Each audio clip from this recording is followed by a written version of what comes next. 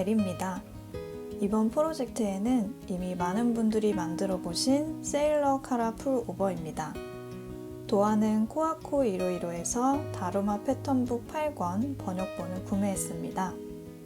실은 바늘 이야기 수요 이벤트 때 구매한 캐시미어 100% 콘사 그레이 색과 열매달 이틀에서 구입한 레이스 얀을 합사해서 사용하려고 합니다.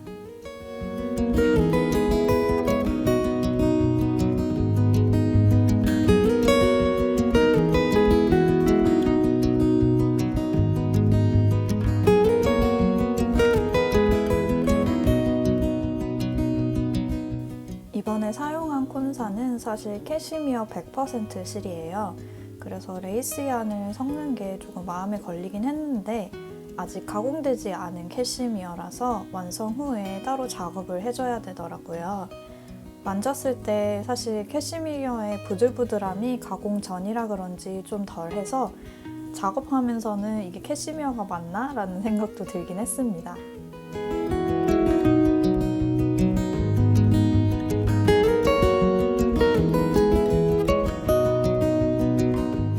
세일러 카라 풀오버는 바텀업으로 작업하는 편물인데요. 이미 만들어 보신 분들의 후기를 많이 찾아봤어요. 몸통은 어차피 메리아스 뜨기라서 저는 평면 뜨기 대신에 원통으로 뜨기로 했습니다.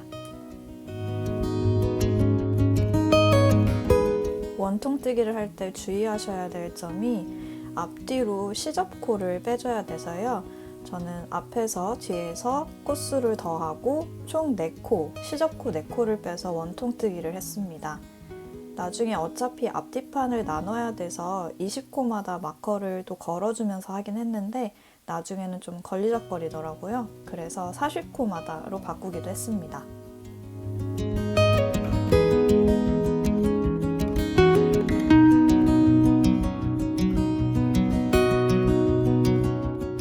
그리고 도안에서는 별실코를 잡아서 이제 떠올라 가라고 제시가 되어 있는데요. 후기를 찾아보니까 꼭 잡아야 하는가? 라는 분들도 계시고 안 잡고 그냥 뜨신 분들도 계시더라고요. 그래서 저도 좀 귀찮아서 그냥 뜨기로 했습니다. 밑부분이 많이 말려서 길이 보기가 좀 힘들길래 나중에 몸통을 좀 더 뜨고 밑부분은 마커로 앞뒤를 집어서 연결시켜줬어요. 세탁하고 말릴 때 이 부분 블로킹을 잘 해야 될 것 같아요.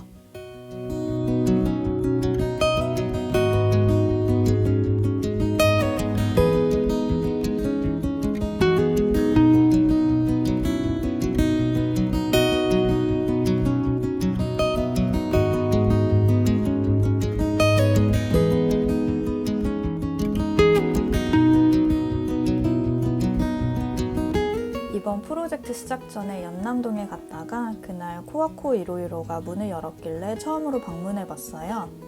가서 다루마 패턴북 9권이랑 세일러 카라 풀오버를 만드는 데 쓸 4.2mm 바늘도 구매했습니다. 시니트 바늘도 처음이었고 일본 호수 바늘도 처음이었는데 사장님이 정말 친절하게 그리고 자세하게 설명해 주셨어요. 정말 감사합니다. 그리고 이번에 새로 나온 커브 제품이 있다고 바늘이랑 케이블 연결 부위가 곡선 형태라 예쁘게 맞물리더라고요. 대신 커브 제품 바늘은 미국 호수 바늘로만 나옵니다.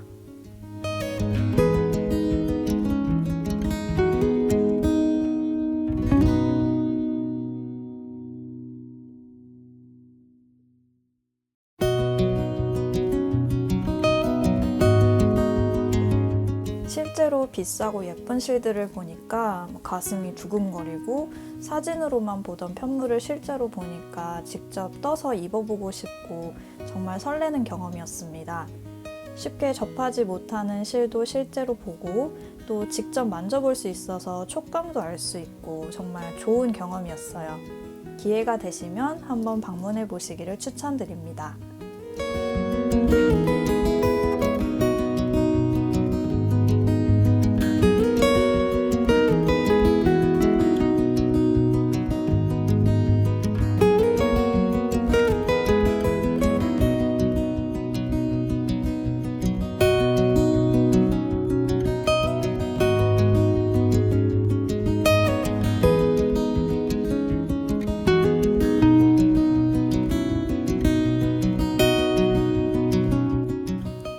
프로젝트는 따로 합사 와인딩을 안 해서 이렇게 각각 실에 걸린 채로 작업을 했는데요.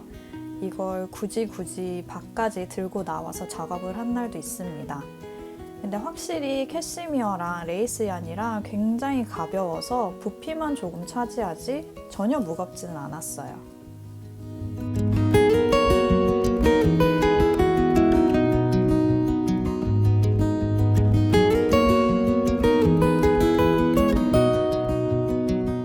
중간에 밑부분이 너무 말리길래 아까 말씀드린 것처럼 마커로 아랫부분을 연결을 해서 편물이 너무 말리는 걸 방지했습니다. 레이스얀이 하늘색, 보라색, 노란색, 아이보리색으로 이루어져 있어서 중간에 하늘빛 나는 게 정말 너무 마음에 들어요.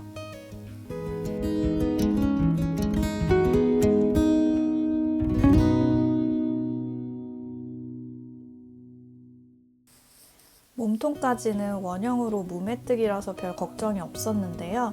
점점 앞뒤판을 나누고 어깨선으로 올라가는 부분에 도달할수록 겁이 났습니다. 사실 차트 도안으로 뜨는 건 저는 이번이 처음이었거든요.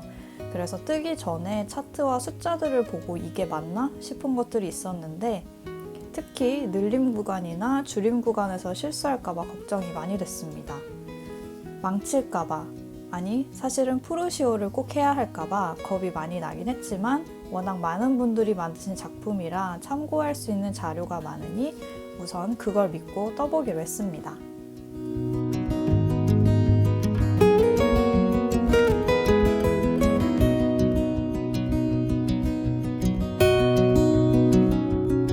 그나저나 요즘에 정말 베를린 스카프를 많이 뜨시더라고요.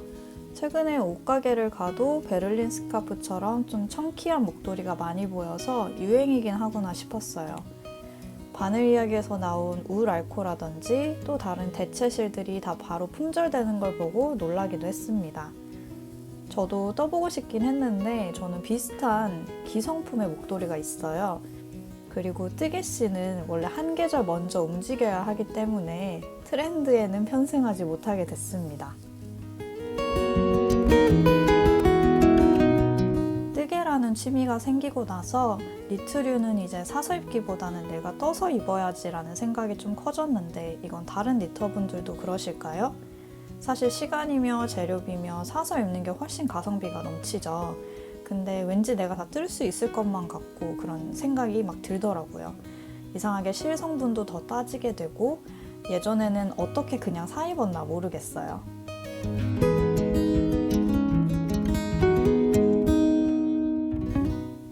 무매 구간을 지나 이제 앞판은 코를 쉬게 하고 뒷판은 늘려가면서 뜨는 차례였는데 결국 프루시오를 하고 말았습니다. 거의 10단 넘게 떴는데 앞뒤판 나누는 구간까지 전부 다 풀었어요. 앞뒤판을 나눌 때 애초에 코수를 정확히 반으로 나눴어야 됐는데 제가 뒷판 코수를 좀 덜 주었더라고요. 그래서 어쩔 수 없이 전부 다 풀게 되었습니다. 조립식 바늘 조임키를 넣는 공간에 실을 넣어서 라이프라인을 만드는 방법도 있던데 이번에는 시니트 바늘을 사용해서 조임키를 사용할 일이 없어가지고 그냥 바늘 빼고 전부 푸는 수밖에 없었어요.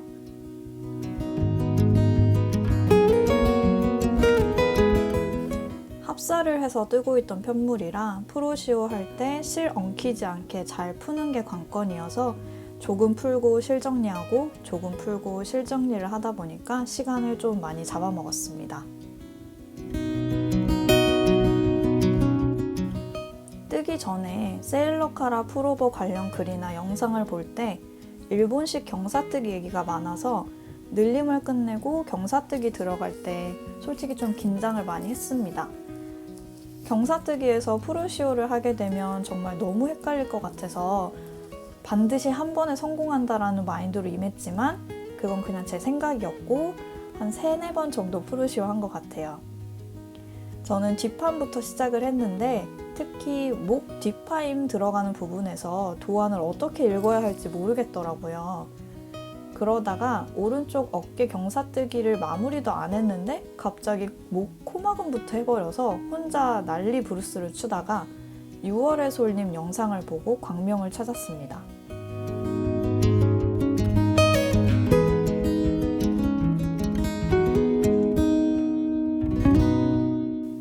9월의 솔님이 정말 친절하게 경사뜨기 관련 튜토리얼 영상을 올려주셔서 그걸 차근차근 따라하다 보니까 경사뜨기가 끝나 있었습니다.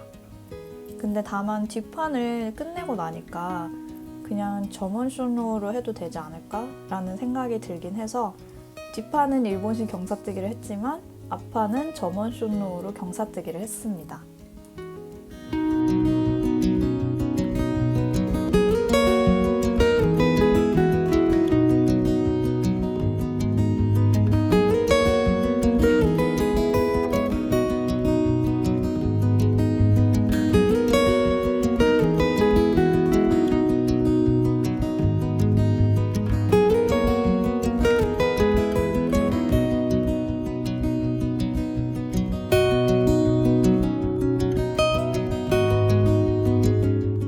차트 도안 볼 때 롱 인덱스를 사용해서 표시해주면 단수가 헷갈리지 않고 좋아서 아주 잘 이용했습니다.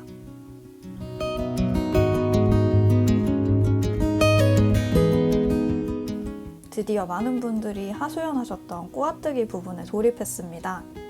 개인적으로 무매를 하도 계속해서 그런지 꼬아뜨기 부분이 나름 재미있었습니다.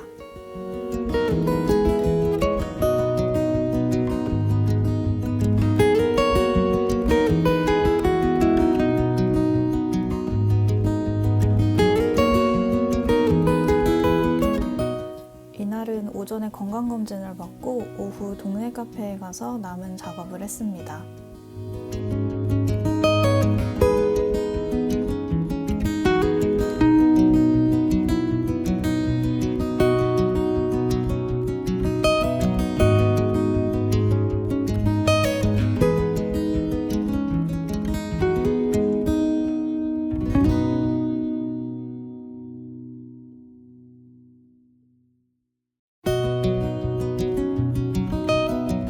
이제 어깨를 입고 카라를 뜬 다음에 소매를 완성하면 되는데요.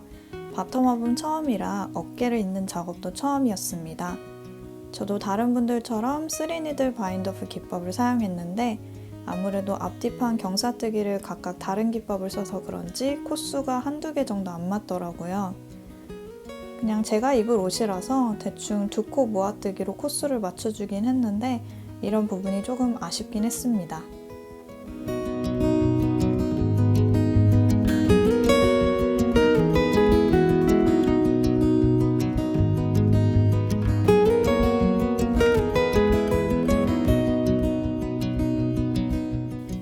어깨를 빨리 입고 카라를 뜨고 싶어서 서두르다 보니까 생각보다 시간이 좀 걸렸는데요.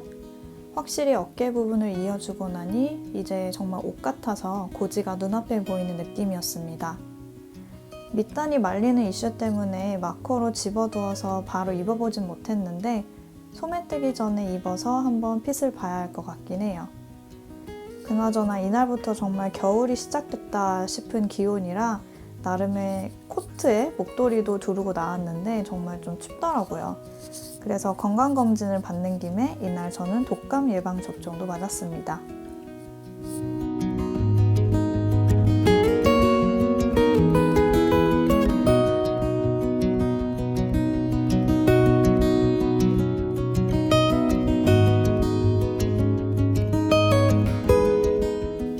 그리고 이날은 제가 쿠폰 도장을 10개를 다 모아서 무료로 커피를 마신 날이기도 했고요. 또 사람들이 있어서 그런지 히터를 안 틀어주시더라고요. 그래서 좀 손이 시려워지길래 금방 마무리하고 집으로 돌아왔습니다.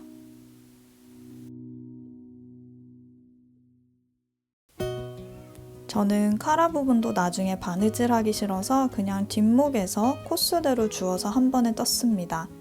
사실 겉면에서 코를 주었어야 예뻤을 텐데 생각 없이 줍다 보니까 카라가 뒤집혔을 때 코를 주운 모양이 보이는 게 좀 아쉽긴 했어요. 근데 제가 머리가 길어서 머리가 가려줄 거라고 생각을 하고 그냥 흐린 눈을 하기로 했습니다. 그리고 카라가 합쳐진 다음에 양쪽 카라는 뒤집힌 상태에서 떠야 하기 때문에 조금 헷갈렸지만 어찌저찌 성공하긴 했습니다. 드롭 숄더라서 소매는 조금만 뜨면 되는데 갑자기 소매뜨기 실업병에 걸려서 소매 뜨는 데만 거의 일주일이 걸렸어요. 겨우겨우 왼쪽을 완성하고 오른쪽 소매를 완성 중입니다. 코줄임과 길이는 도안 그대로를 따랐습니다. 스와치를 낼 때 수축이 조금 있었어서 좀 더 뜰까 하다가 블로킹에 맡기고 얼른 소매뜨기 실어병을 치유하는 데 집중했습니다.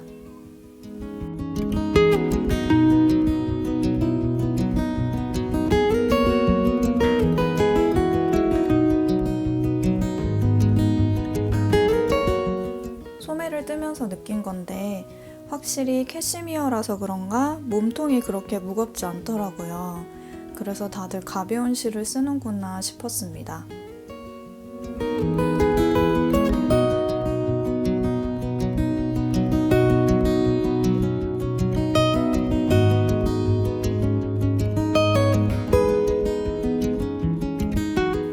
평소에 저는 블로킹에 그렇게 큰 공을 들이는 편은 아닌데요. 이 옷은 세일러 카라와 밑단 말린 부분을 신경 써야 해서 조금 정성을 들여봤습니다.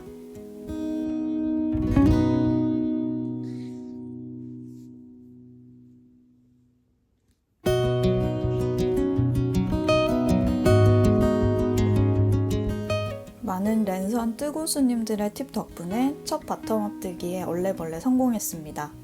사용한 실이 단종되고 품절돼서 모자라면 어쩌나 싶었는데 사용량도 딱 잘 맞았어요.